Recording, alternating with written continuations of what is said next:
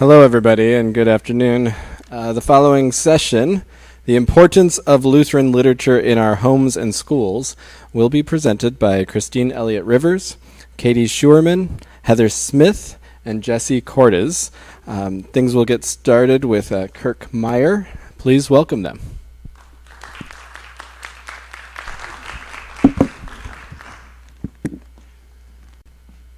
Good afternoon. Thank you all for coming. This was my first time here, so if it was your first time getting here, you could maybe write some good literature about that experience. We wanted to talk today about the importance of distinctively Lutheran literature. There's a lot of good literature around. If you have been at some of the other presentations, you've heard a lot of talk about that. So I'm just going to do kind of a brief introduction to our publishing is kind of unique. We're kind of driving what we'd like to see in Lutheran catechesis. And so many of you may know this book that we published. It's been almost 10 years ago. A picture book with a story and pictures that goes with the words of the hymn.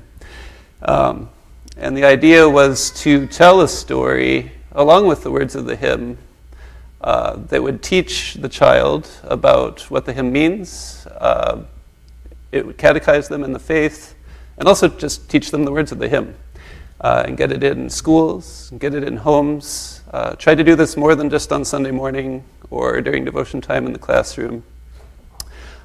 It started when my child was 1, and I would sing this to her at nap, and then she could fill in words, I discovered.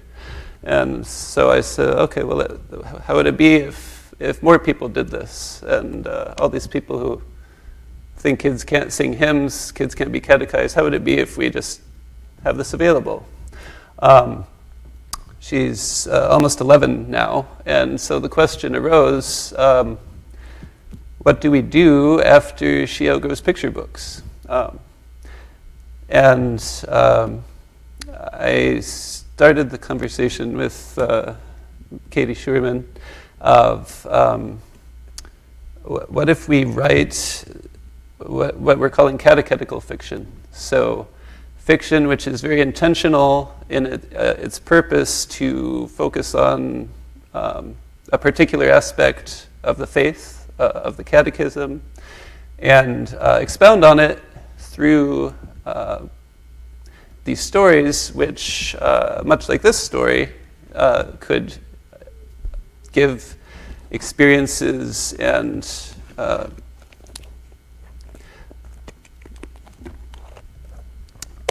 I'll just so we have these books, and honestly this is not an advertisement, okay? A lot of you probably already have these books. Even if you don't, this is not an advertisement. What we want to really talk about is the importance of creating this, of reading it, maybe just creating it for your own family, in your schools, having your children write it, whatever it may be. So we're starting, we've got series on the commandments, series on the creed. We hope to have other parts of the catechism.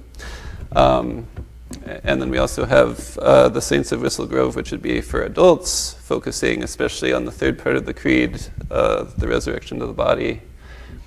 So I think we're just going to, I'll just quickly introduce. So we have here Jesse Cordes is the illustrator for these 3 books. And he just... he takes the words, and then the pictures come out. It's wonderful. And Christine Elliot Rivers, she's doing our commandment series, kind of I'd call it allegorical fairy tales. So this is the first book. There'll be 9 more, God willing.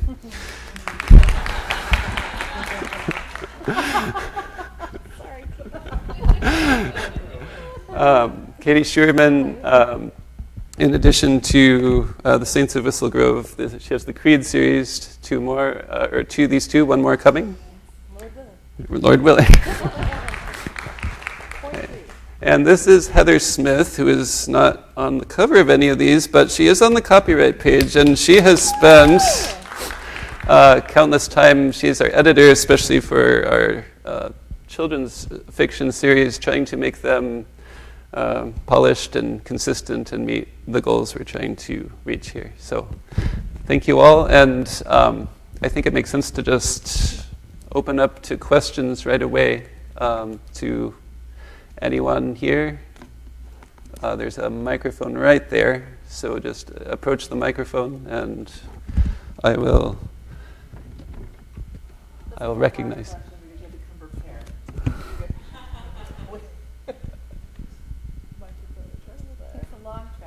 Or just shout.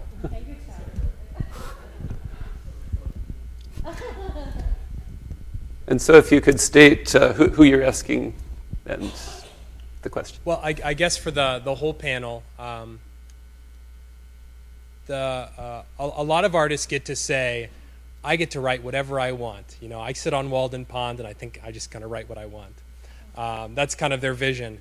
How did you approach balancing the integrity of an artist, which is what you all are, even editors, I agree, are in a sense you're keeping the vision in mind. How do you balance that with this heartfelt goal of, I want people to see this vision of God's world and His truth the way I've been taught to see it? How did you hold those things together? How did you hold them apart? You know, this is more maybe for writers than illustrators, but yeah. So the process of writing fiction is actually a process of elimination. Okay, it's choosing what not to write as much as choosing what to write. So it's actually really helpful to have some restriction placed upon your creativity. And a lot of the writing process is finding what restriction needs to be there. Otherwise, there are always too many choices, too many distractions, and a story that serves the reader is a well-formed, good-ordered story. We could go down that track about what that means, but I'll suffice it to say my restriction was, if I'm going to write a book based off of Luther's explanation of the first article of the Creed, there it is. And then it becomes the joy of creating and trying to decide what is a story I can tell that honors that meaning, but also can become a conversation piece for parents with their children, teachers with their students. And therefore, the next thing I think that's important to consider as an author is, who is my reader? And I don't know, when we're studying literature, if we always consider that aspect, because we're actually often studying literature that was written 100 years before we even lived. So certainly we study the place and time of when that book was written, but it's different when you're living in the time when it's being written. And in our case, I'm writing for your children. So it's really important that I get to know you and your children. And when I know you, the reader, then, if I may, the choices become very delightful and more simple. And not simple as in like simple-minded. Simple as in like, I know what not to write. So it made sense to me that if I want a child to delight in a world I create, we are always comforted by repetition in form. We like to encounter things we know, and I know that you and your children know the Bible. I also know that the Bible is the greatest story ever told, and so I don't want to cheapen the greatest story by just mimicking it, right? An allegory does that, and it's not an insult to allegory. I'm just saying I just chose not to do that.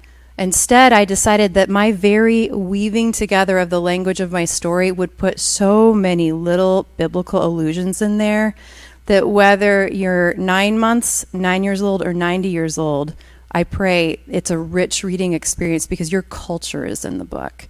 I also then decided to write an historical fiction piece because it made sense to me to write about the time when our ancestors were settling and forming churches here in America, because we don't have a lot of stories about that. And it's actually a hard story to write truthfully because it requires a lot of research. We don't have a lot of documentation about worship in 1890 in central Illinois, unless somebody wrote an anecdote about it.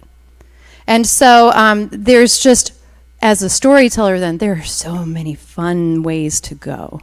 But I chose to pull biblical allusion from specific portions of the Bible for specific books in that series. Book 1, since I'm writing about the first article of the Creed, God, our Father and Creator, and He's Almighty, I pull my allusions from the Exodus story.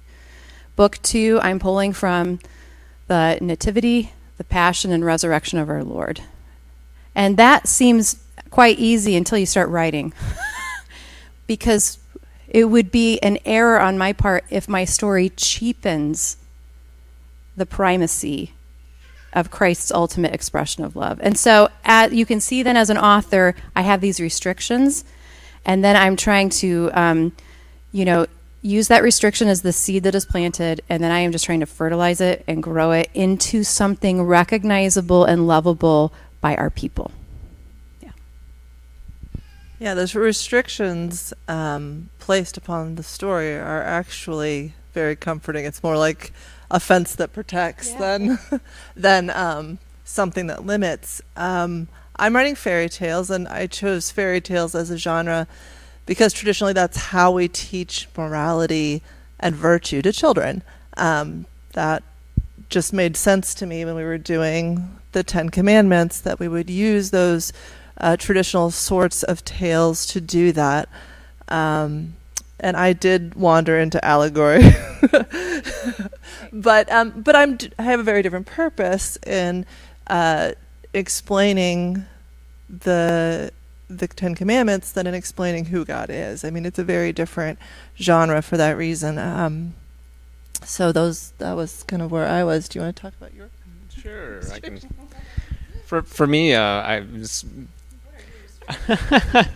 I mean, I answer to the text, and God willing, honor it with the illustrations that I create. And certainly, as an artist, there are loads of things that I would love to do. Random things. I love drawing monsters and the sort, but a project like this has really noble goals that I care about. So it's pretty easy for me to jump in and get on board. And the stories are fun to read, and I enjoy drawing people and drawing monsters, and I like the time period, the medieval time period, and I like the 1800s, late 1800s. It's a joy.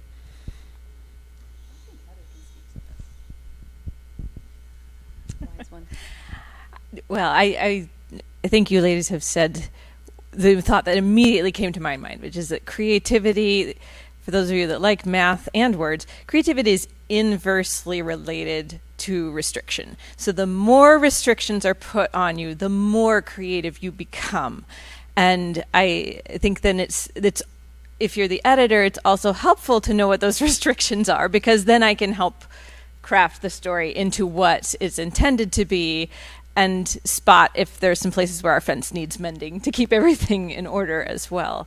So I think otherwise, yes, it's just an overwhelming project. There's so many possibilities. There's so many stories that could be told. But it's a beautiful thing to see creativity blossom because of those restrictions. You thrive on that. Well, and just as an example, in Scholasticus this week, we're working on a longer creativity, but today I made them do creative sprints. And the way they were able to do that, they didn't know they could do that, is because I put really tight restrictions on them. And then they got very excited because it forged the path they needed to go on for them. Otherwise, an author sits there and goes,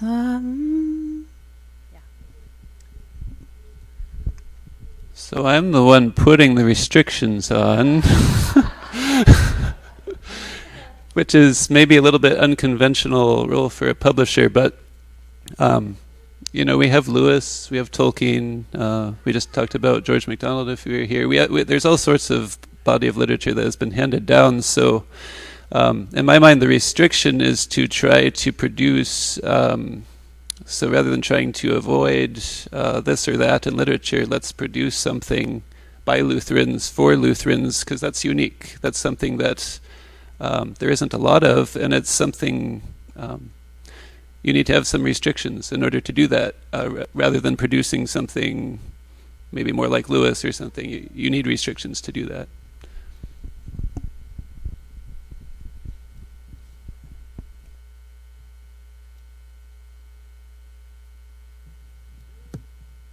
So I'm curious how you would differentiate between Christian art and Lutheran art. And is this just avoiding certain doctrinal errors that show up in fiction, whether realistic or fantasy, by Christian but not Lutheran authors, or is there more you're trying to incorporate? And then because you're writing Lutheran fiction for Lutherans, would it still be appealing to Christians beyond Lutherans, or do you not see that happening?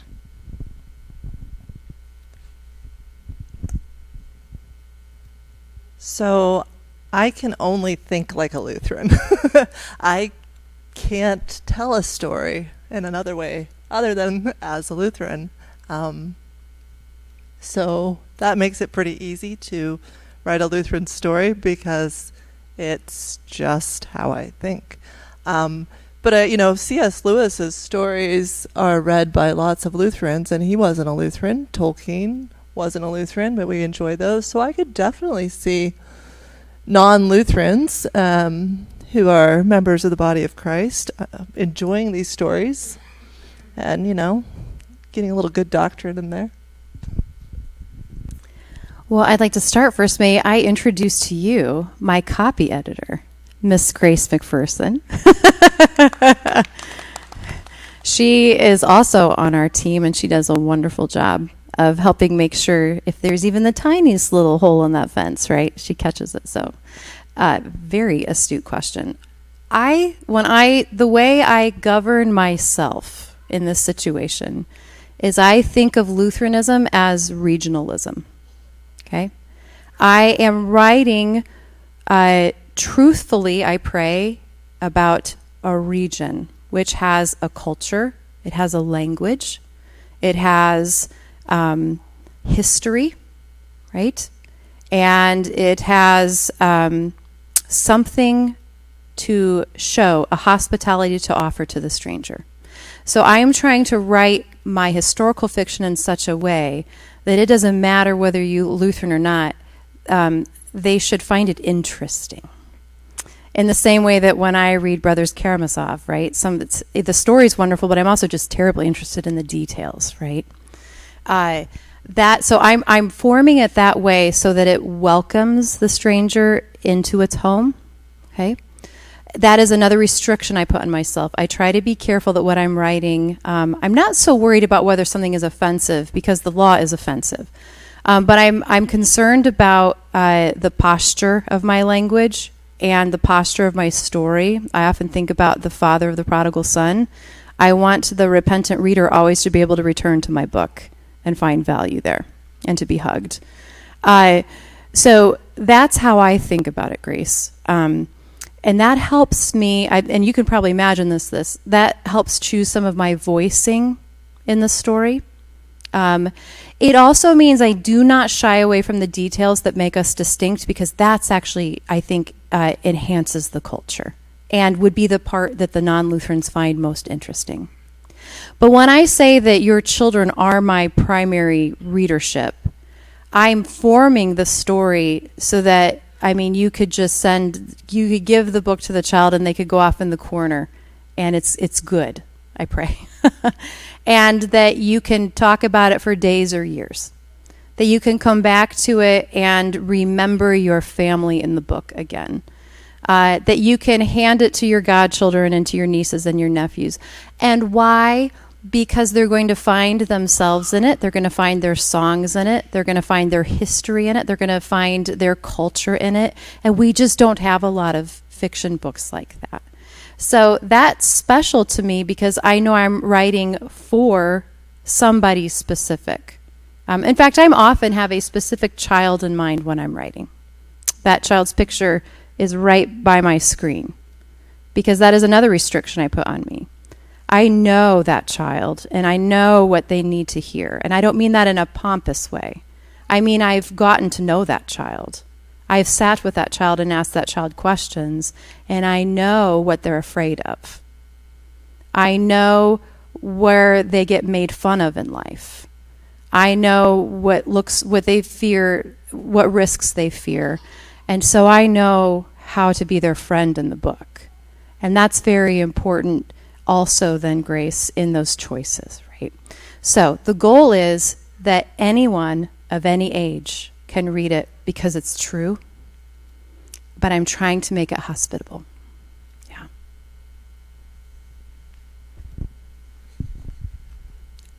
Yeah, I think this came up first with artwork. We only work with Lutheran artists and now Lutheran authors. And I think that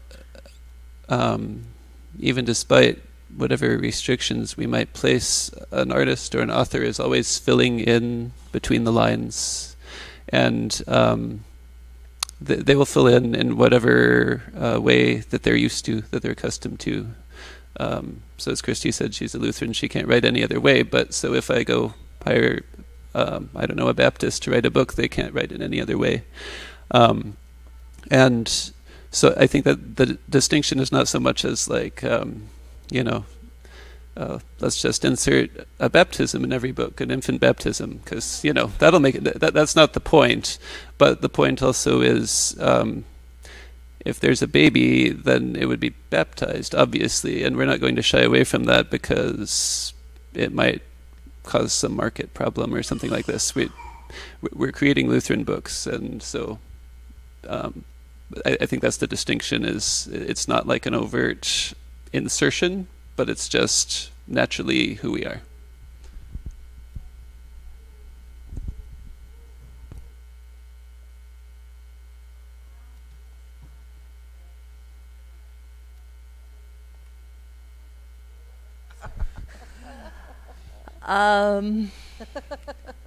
Well, I have many vocations, and writer's about 7th or 8th on the list. So it has to happen for me at the crack of dawn. I write at about 5 a.m. Because that's the only time that my house is quiet and I don't have another vocation pressing in on me. So that is generally when that happens. This summer I've done a lot of writing from the front seat of a car. While Katie drove, while my husband drove. It's something that I have to do every day in some way. If I get out of the habit, it's terribly painful to go back. It's like running, which I also have not done recently. Well, I'm really interested to hear what Jesse's going to say, because it's going to be different than what we say. So you're next. Watch out. And actually, I would be interested in hearing your editing day routine, which I'm sure is consistent. Okay, Joyce, ideally, writing at the same time every day. Because you're giving yourself a hand. If you can have some routine so that your subconscious and your brain just, have a habit of kicking it at a certain time of day. It goes better on the body that way. Also, usually the sleep is better if there's a writing routine. It's again like the body knows this is, ideally. That's not how it's been going the last several years. Because writing is not my vocation. It is when I sign a contract for Mr. Meyer. But otherwise, it's something I do when I have time and opportunity, because my primary vocation is a homemaker and a pastor's wife and, contractual for hire artistic things. So what happens for me, daily routine, is when I am in earnest writing a book, I commit myself to that habit every moment that I can. And it does not go so well on the body that way. A lot more stress hormones that way. But if a student at University Lutheran texts me or calls me, I have to stop and come back to that.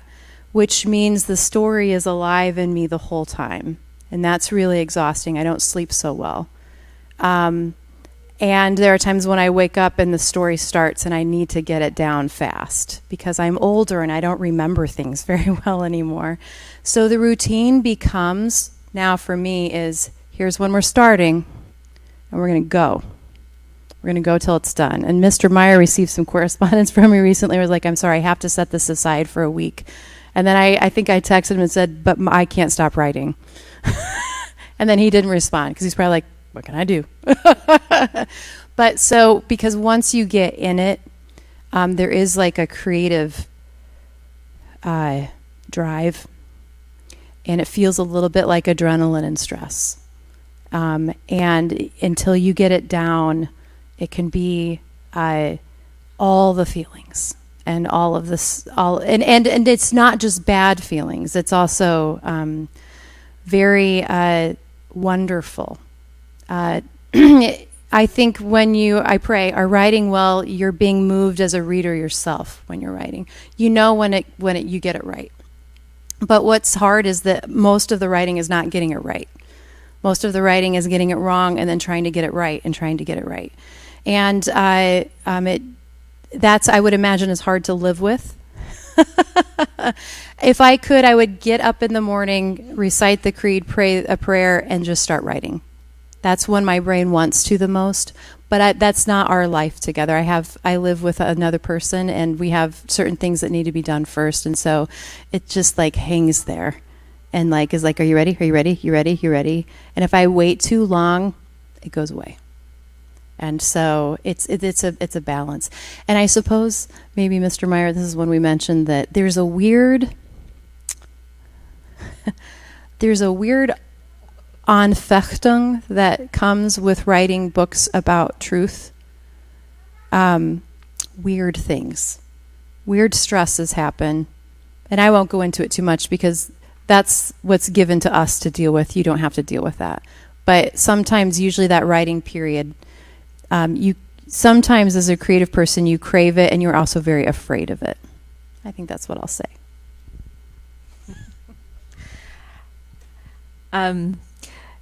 Yeah, so editing is definitely crafted for me by the fact that I do have 4 children, 6, 5, 3, and 1, who need a lot of my time.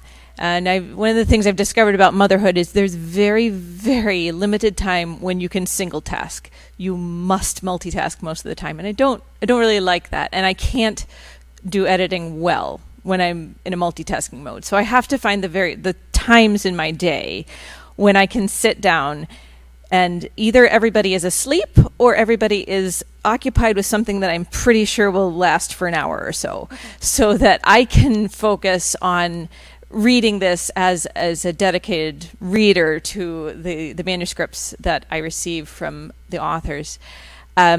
Usually that means I still have one child who naps, and the others have a required quiet time of about an hour. So that time, usually then, when I'm doing editing, that becomes priority number 1 for a quiet time. And then that's usually not enough time in the day, so then once everybody's in bed, then I pick it up again and work on it for a little while, and set aside other things. So we have clean clothes, but they might be in the laundry basket unfolded. And we'll eat something, but it might be quesadillas 3 days in a row because that's really fast. Yeah. So I have to find those times, because I do find that to do justice to the work that these ladies have done, I need to give it my full attention. I also think there's something interesting in editing is that I'm not an acquisitions editor. I don't read the manuscript before they send it to me and it's ready to work with. And so I have my own ideas about what book 3 will be in the series and what things might show up in the illusions, but I don't know. And so the first time I get it, it's super exciting because I get to find out, what did Katie actually do with book 3? And there's something wonderful in the process too. Then when I read it for the first time, you only get one first time to read this. And I'm going to be looking for things that need some changes, and I have to keep that all in mind. And so as we send it back and forth, there's that interesting piece of it too, is that you come to the story differently each time you read through it. And so each level of editing that we go through, I'm seeing things in a different way. And sometimes I pick up on beautiful things that I missed the first time and I can't believe it. And other times it's just seeing things and I have to stop and go back and think, did we edit that out? Is that still in there? Okay, let me check my memory. So there are those interesting levels to things, but in terms of the daily schedule, it's nap time and after bed, after the kids are in bed. I get up at 5:30 in the morning. I can't get up much earlier, and I'm going full speed from there on. So I don't do the early morning thing yet. I need a lot of sleep, more than some people. It's true.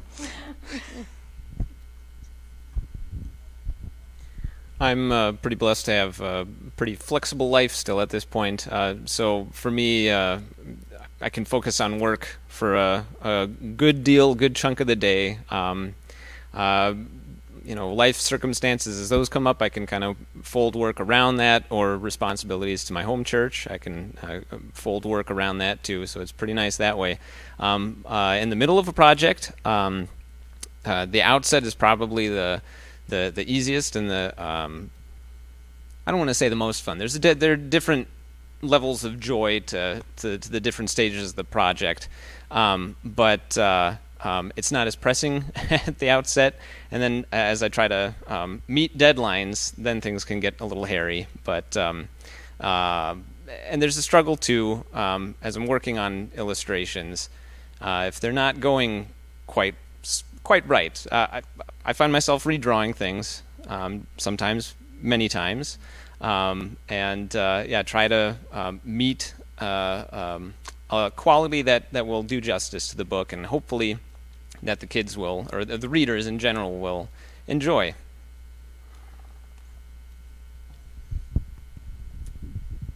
Well, I just want to thank you all. Your books are so delightful. For my own son and for the students of our school. I would actually love to hear a little bit more about illustrations. Our students, Jesse, love your ogres and your bees. And I would love to know how the illustrations come to be. Does the author suggest illustrations, and where the illustrations will be arranged in the text? So however those of you who'd like to talk about that process that would be, I think, interesting for us to hear. It's a little different for either author.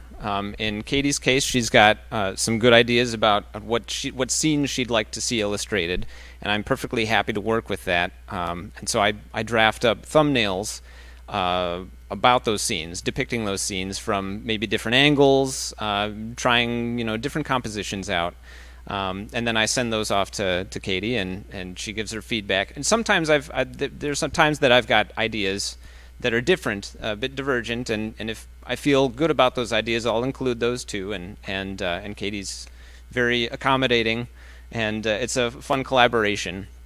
And in the case of Christy, at least with this first book, I don't know, maybe it'll change with the second one.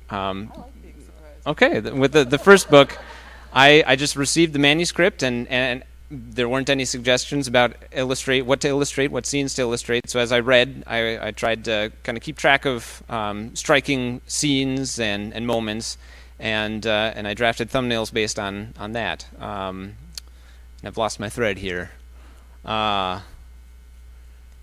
Perhaps that's satisfying, hopefully.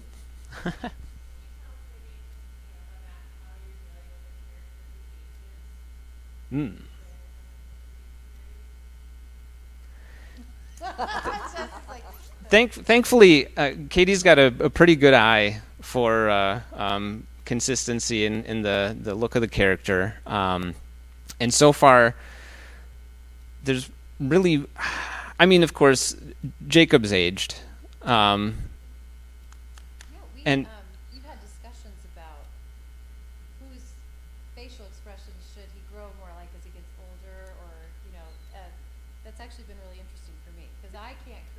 Yeah. It's I wish I could say that I had a definite logic and a very strong sense of what to do, but it's kind of intuition in this case. And then thankfully I get good feedback, so we make changes and adjust as needed. We've worked with a number of different illustrators, and everyone works differently. And I knew I wanted to work with Jesse because he, in his sample work on his website, he had illustrations kind of from the imagination or from books he'd read or something like this. And so, because sometimes for other books, we'd kind of sketch out, here's what we want it to look like, and there'd be a certain amount of input we'd have to give, but so Jesse's it's always an exciting time. We get the thumbnails, and there's like 4 different options or more for each one, and you pick one, and then comes to life and can be adjusted a little bit. And in the case of the cover, it gets color and everything. And so I think, I guess I don't know if he thinks so, but I think it's a great match for him to be illustrating stories like this. Thumbnail day is very exciting. I get that email with all the pictures. It is so exciting.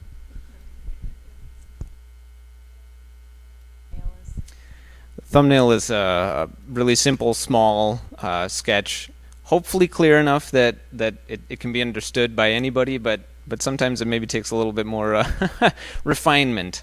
But I try to move quickly with those thumbnails, and so that we can get to the meat of the project faster. So, oh yes. How do you decide how many illustrations there's going to be in a book?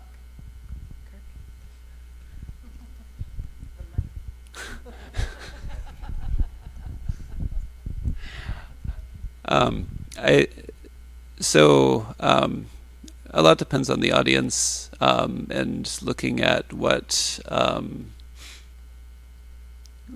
some classic books and how they've been illustrated, and to some degree we need to balance that with budget, but I feel like creating a really nice illustration, like one per chapter, is what we've generally done. Or in the case of Katie's books, they have 3 parts, so then we also have illustrations for each part division.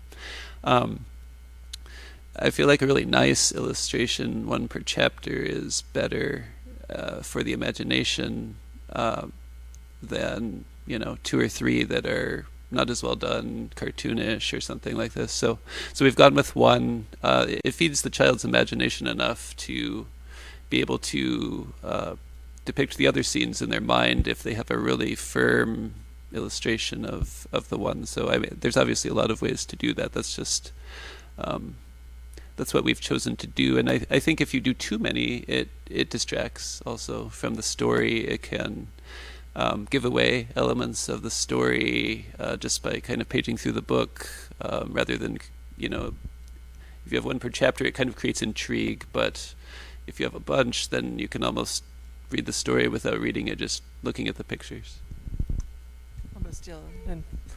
So if you've read my book, this is where having a Lutheran artist is so important. There's a scene with the king and his throne. Jesse drew it to look like an altarpiece. So it gives you clues about the book, because I have a Lutheran artist who picked up that Lutheran detail without me having to say anything, right? So that's part of why it's a Lutheran book. You're going to show the pictures. It's so great. But if you haven't read the book, you should totally read the book just for the pictures. Story's fine, but the pictures are great. But that's part of having that Lutheran artist, is that there are details in there that I didn't imagine that aren't actually in the story, but they're very Lutheran. Knowledge of it. Oh, I didn't have a whole lot more to say. Didn't really have more to say, so. So maybe an interesting detail about collaboration. I was talking about how as an author, when you're choosing the words, when you're choosing the storyline, you have your neighbor, the reader, in mind, right? So as an author, I also have my illustrator in mind. And, part of why writing a story is a big deal, and by big, I mean like there's just all these things, is it's actually my job when I'm writing to be thinking about what can be illustrated. And to run it through my brain and go, is it going to help the reader to see this, or are they going to bond better with the scene and the character if they see it just themselves? And so that's part of why in the early days when Kirk and I were describing how to be most efficient in this process and having, getting to know Jesse in the beginning, we decided I would make some suggestions, having thought that through already, just to not waste his time. Because, if there is a right decision in a chapter in that regard, it's better to just point to it rather than, have an artist go a different direction who hasn't had a chance to spend so much time thinking about the reader. Because I think this is the way the author can serve the illustrator, but also understanding that the illustrator can imagine something I can't. And so you always want them to submit something you can't imagine yourself, because that is sometimes much better. Yeah. And then at the same time, I can serve him by just saying, actually, we need to stay here because the reader needs to never see this other than how they see it, other than how he sees it himself. It's part of crafting a story that a reader can bond with and love. So there's that fine line, right? We don't want to impose our imagination in place of the readers. We just want to supplement. And I think that's part of what Mr. Meyer is saying, too, about if you have too many illustrations, you kill the joy. I think we've all started a story reading, and the author too late describes how someone looks, and it's hard to adjust how you imagine the character to actually how the character looks to the author, and suddenly it's frustrating, right? So our decisions are always trying to be made of how do we least frustrate the reader, and the opposite, how do we actually help the reader forget their reading? And so we think about these things all the time. And then there's some times where I have no good ideas, and thankfully Jesse has really good ideas, so yeah. Can you remember an illustration you had to draw over and over again before we saw it?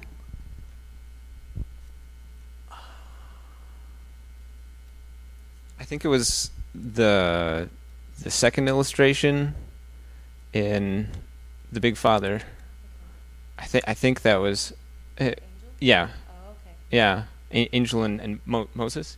Is it with the baby? Or Yep, with the baby. Oh, okay. Yeah. I just was not satisfied with how that was coming out, and I was drawing it again and again and again and again and again and again.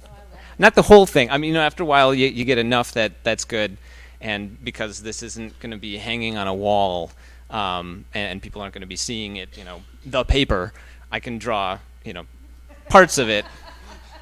We like him to hang on the wall. There's that expediency thing, so.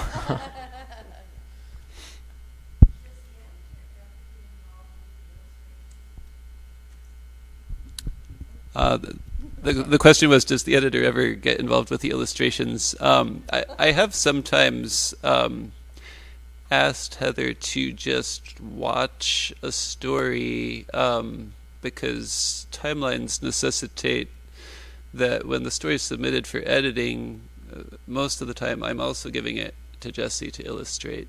And so I do ask Heather to watch, and the authors as well. Is there something changing here that's going to affect the illustrations? We need to catch it right away. Is there something that needs to change that could affect the illustrations? Because we don't want to waste Jesse's time. We don't want to have an illustration that either just through an oversight or inadvertently it just doesn't match, confuses the reader. So I think that's the main involvement.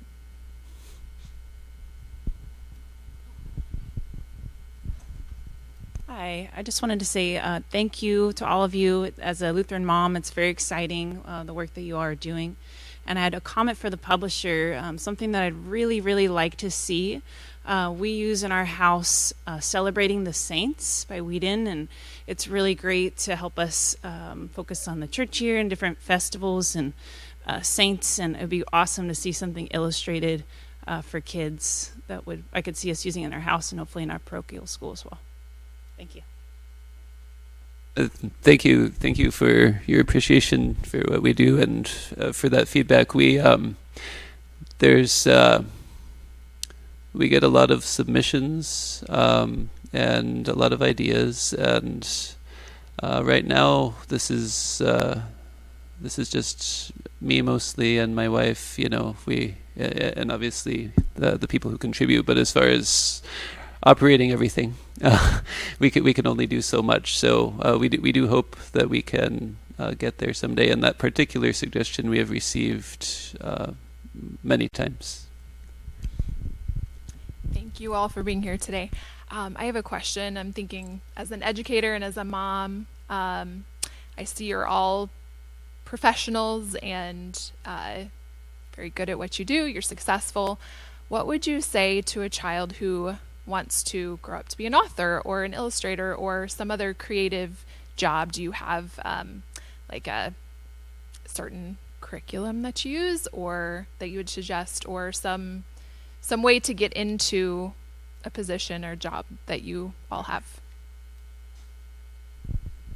As far as illustration goes, I've found that networking has really been a huge boon.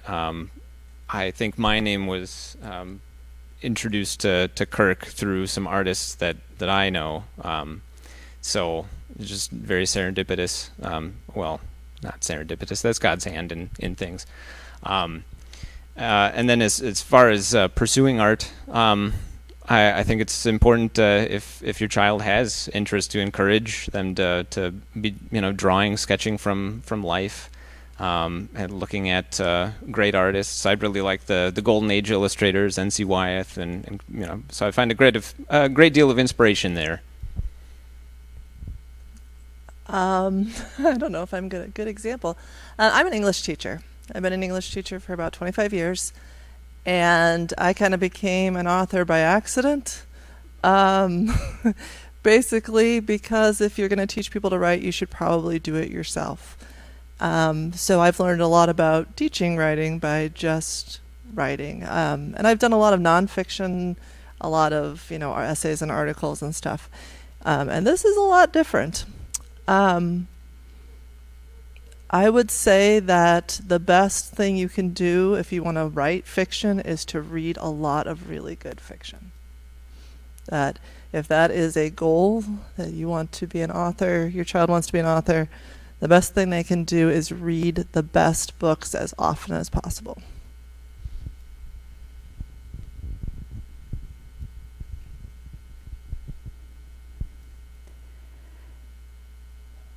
Any creative work is going to lead to despair unless it's in service to somebody, at least for the baptized Christian. So I would encourage any young person to start serving people right now with their stories. Write for the people in your home that you love, and tell a story that's good for them to hear. And as Mrs. Rivers says, read the best of stories, but don't just read them. Read it and then go back to page 1 and think, how did this author start this story? Why do we meet Anne of Green Gables through Matthew Cuthbert's eyes? Why don't we just meet her in her own voice first? And start noticing why, figure out which characters you care about and then try to understand why. How did the author get me to care about that person? Start looking at how it's being done. There's no better teacher than the good book in front of you. But I would encourage them to write, read, but always think about your reader. Think about who you're writing for, because we can always write what we want to write. But that is not as satisfying as writing something that's good for somebody else to read. So from the start, because the other thing that's going to happen is if you want to be a good writer, you need to really know people, not just yourself. And so I would shape them from the beginning to be looking toward others and knowing them so they can take care of them, because then they can take care of them in their stories. I think this was mentioned before, but read. I think that is the key, is that you have to have a lot of good things in the library of your mind if you want to be able to create something. I would also urge, memorize a lot of really good and beautiful things. Memorize scripture, of course. Memorize the catechism. Memorize also, though, beautiful poetry and hymns, so that you have just this immense library in your mind that you can draw from, not necessarily to copy everything, but just that you know what other authors have done that's beautiful and good and true. I think probably in our day and age, the advice to write is also good advice, because we are slaves. We don't have the capacity for memory that was once there. We have the written word, and that's great in many ways, but it also means that what could once be done, I think there was a time when human composition was done mainly in the mind, and there wasn't this, you didn't need editors. I would be out of a job and it would be great, actually, because the composition was done differently. But in our day and age, I do think that practicing of writing is also good. And keeping your old notebooks of things and then going back and seeing, oh my goodness, how was that. And then, yes, so read to love the things first, and then, as Katie said, also then you go back to the things that you already love, and you look at them and see how they were lovingly created, so that you know what's going on there. If any child says the thing they're not going to say and says, I want to be an editor, then I suppose I would say, surprisingly, you should actually, a degree in English is surprisingly useful. This is one really good use for that. Grammar is wonderful. Like, pay attention to grammar, pay attention to vocabulary and spelling. Put those in the library of your mind as well. It's really, really useful. Yes, if you ever get the opportunity to work like in a writing center with people, I won't give you too much advice. No child says I want to be an editor. They all want to be the author, and they're right. That's really cool. But, I work alongside. So. And actually, forgive me, I thought of one other thing. I'm thinking from the perspective of the child, but may I speak from your perspective? Greet that child's creative work with joy. As annoying as it's going to be for years to hear story after story, try not to sigh.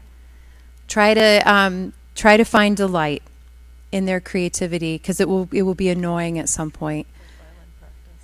Yeah, and I think that maybe one of the reasons I want to write a story today is because of some incredibly kind people in my life who celebrated with me the joy of being creative at different stations of my life. And I think that was necessary for my confidence. But then also that is an early kind of networking. That's a networking of support. And there are certain people who always get to hear my stories first. I'll cry for that reason. I have a student that's about to stand up. Emery. This is one of my students. Yes. I had him in 3rd grade. This question is for Mrs. Rivers, or anyone else to comment on this. How does being a classical Lutheran educator affect your writing? Well, I write for my classical Lutheran children. So that's why I'm writing fairy tales, is because that's what I teach in literatures. I teach 3rd and 4th grade literature. So I write for 3rd and 4th graders because they are very harsh critics.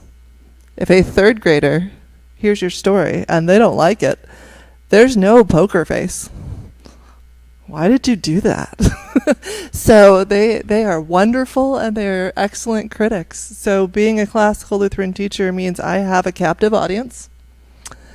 It means I have a good purpose for writing. And it means I get to spend all day with the people who I'm writing for. So, and Heather was also a classical.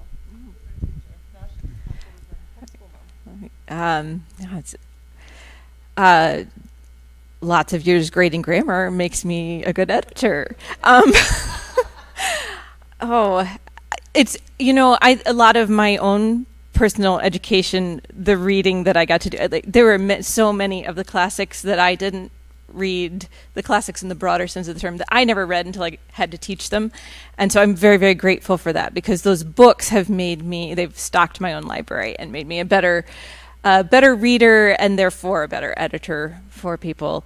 And yes, it also helps that when I'm reading these books, I do have moments where I think of children who now are grown and have their own families, but I remember them in those moments as third graders or sixth graders or whatever I had them, and think of how they would have reacted to this story. And that is a wonderful moment to realize that these books I know that they will be beautiful things for real children along their journey. Heather is smarter than me, and that is why I asked for her.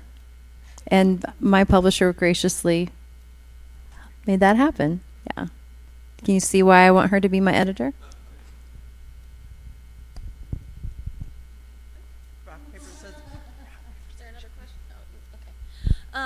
This probably does not apply to any of y'all, but I'm just curious, your professional opinion. How do you see AI affecting all of your jobs in the future? Because that seems to be a big thing right now. And I've actually met people who have said, I could write a book using AI. Nobody would know the difference. And I'm just like, you're pretty unintelligent, because I think we would all notice the difference.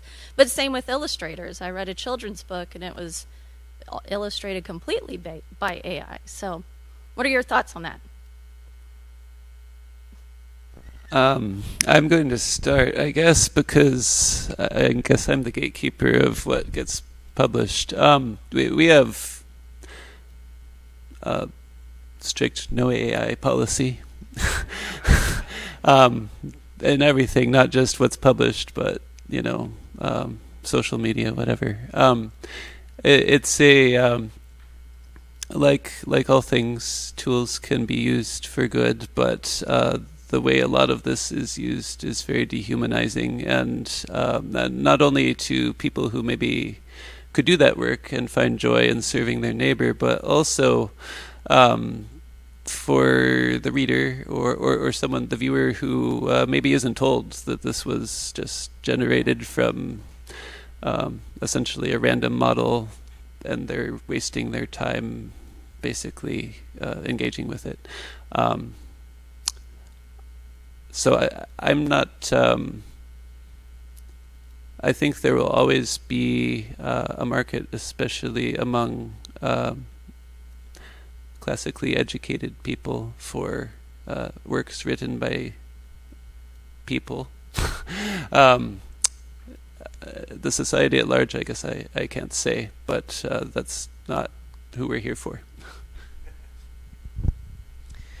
AI is kind of a, I think generally sort of a bummer.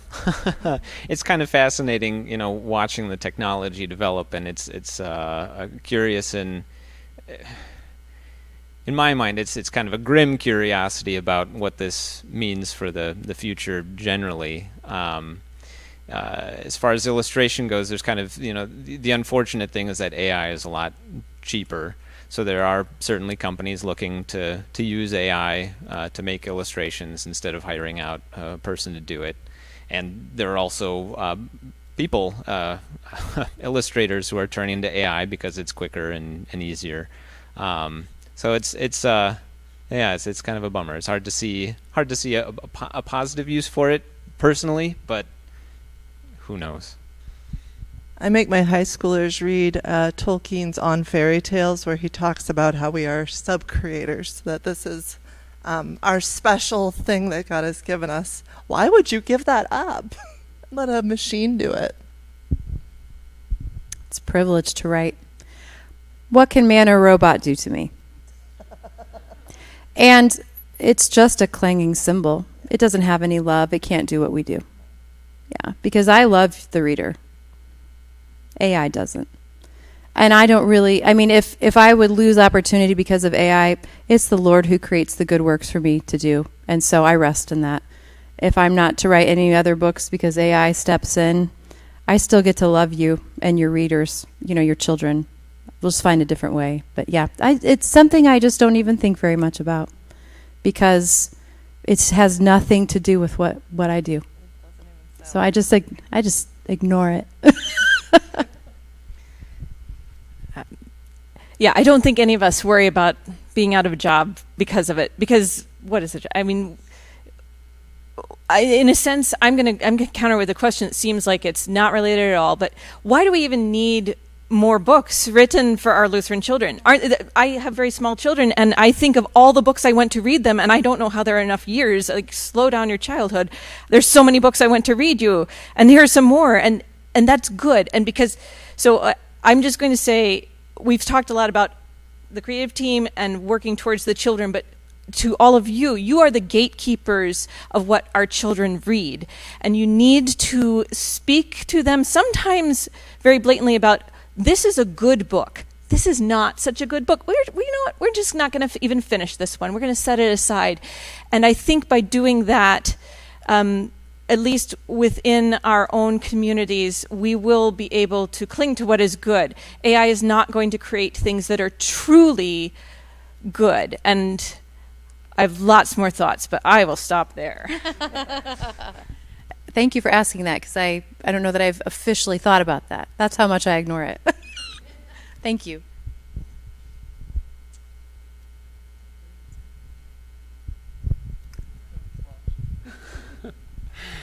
I think that our time here is complete. So thank you all for coming. Thank you to everyone who joined us.